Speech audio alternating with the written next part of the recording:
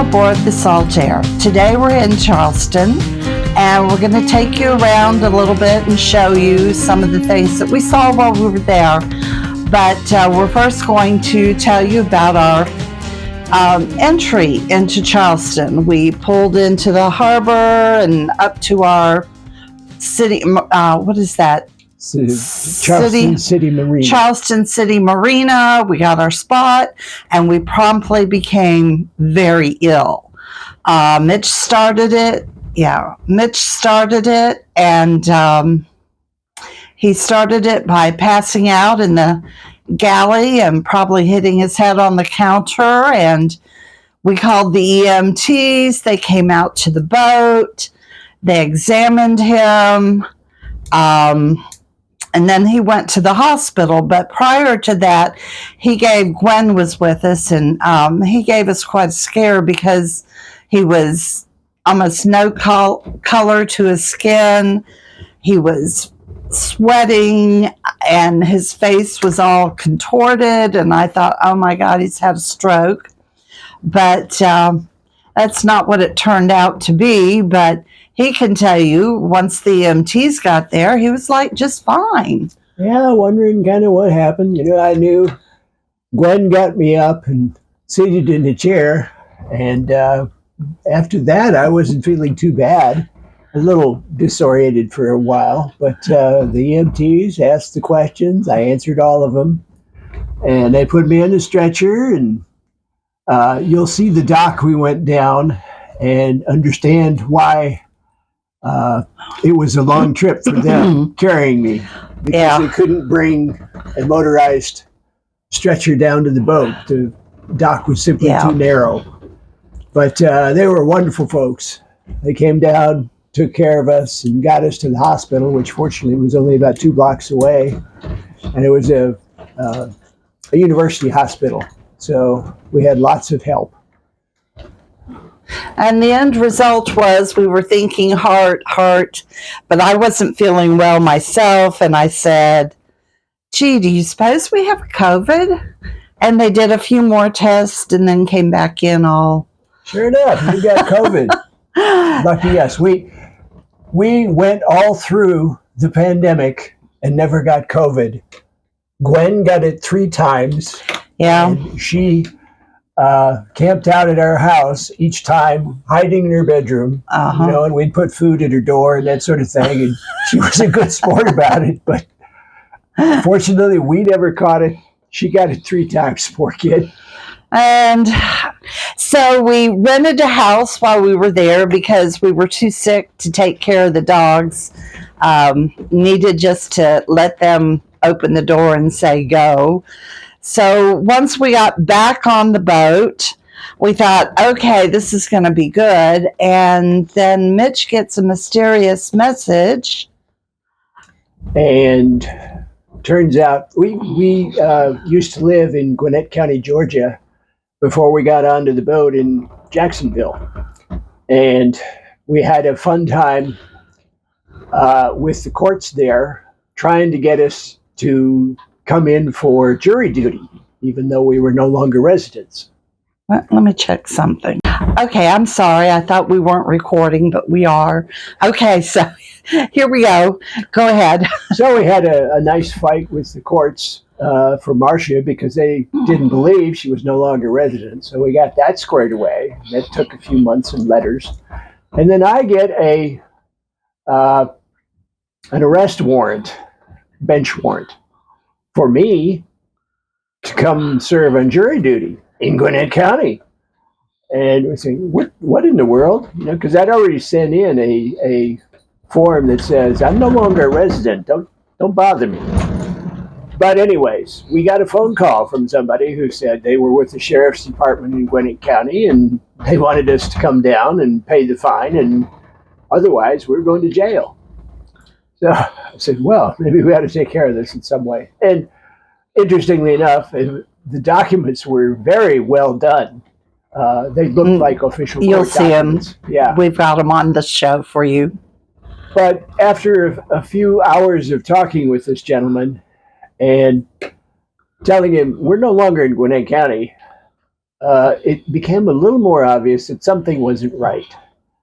And he had offered to come collect the fine. And we had said, well, it's a long drive because, we're in South Carolina. And, we're only about 2 blocks from the sheriff's office here in Charleston. Why don't we just walk down there and, you can talk to them and say, here's the deal. They're going to come talk to you. And Ed said, no, we'll come get it. Like I said, we're in South Carolina. It's a hell of a drive for you.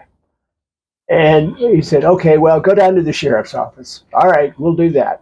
So we hung up and went to the sheriff's office with the documents and showed them to the sheriff, and the sheriff laughed. He said, those are scams. We said, okay, well, that makes sense. And it began to dawn on us that when they asked for payment in Bitcoin, that maybe this was not something real. But like I said, the documents looked very good. But nevertheless, watch out for scams. Watch out for scams, no matter how official they look. Exactly.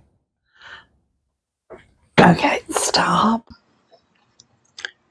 Hello there, this is Mitch.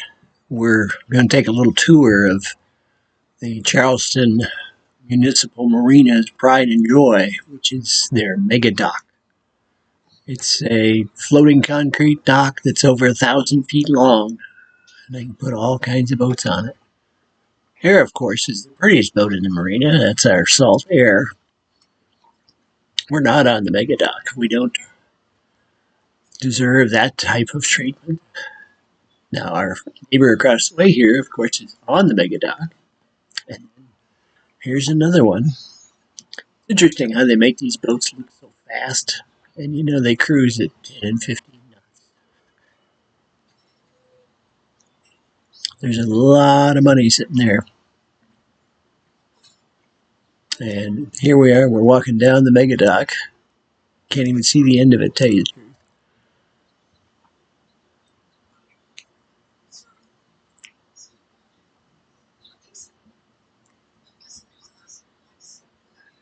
The biggest sailboat I've ever seen was parked here.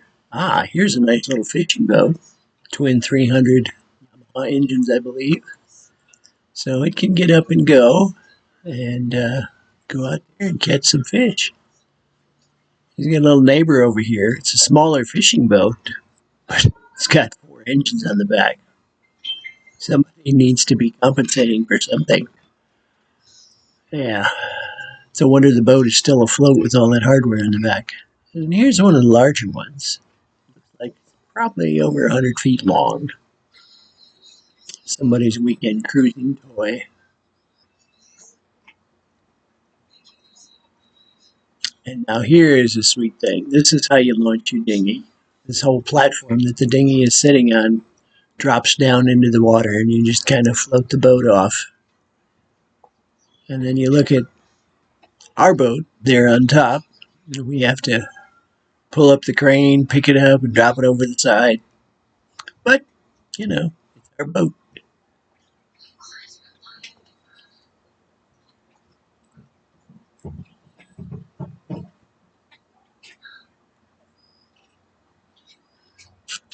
Continue our little walk. We got a few others here.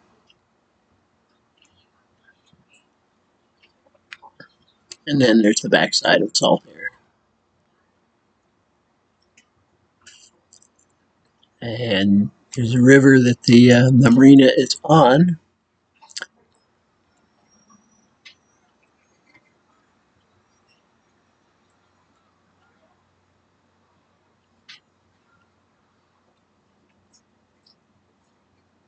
Now here is a sweet little item.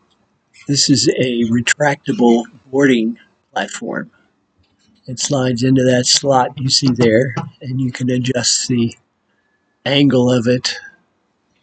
And then there's the boarding ladder that's made from the same company that made ours.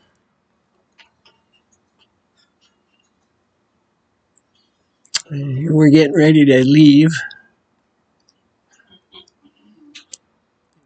pull away.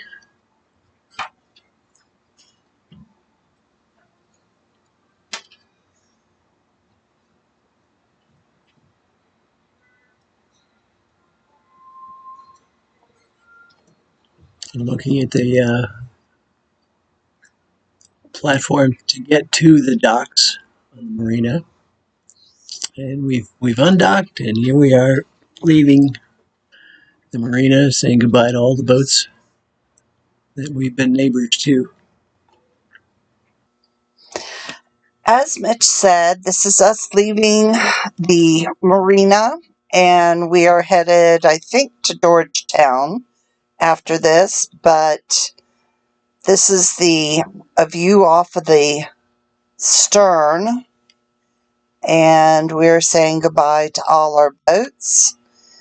I hope you have enjoyed our visit to Charleston. It was quite an interesting one for us in lots of ways. If you would like to see more, please visit the channel, Saltaire, and you can see a few of our other adventures on this trip around the Great Loop. And as we leave Charleston, we're out here in, I don't know, is it a bay, a sound? I don't know. But in a minute, you should be able to see the Ravenel Bridge, and then after the Ravenel Bridge, you will once again see Fort Sumter. So don't forget to like, subscribe, ring the bell, and we would love to have a comment from you. Here we go, Fort Sumter. I guess we missed the Ravenel Bridge. So this is bye for now. Hope to see you again real soon.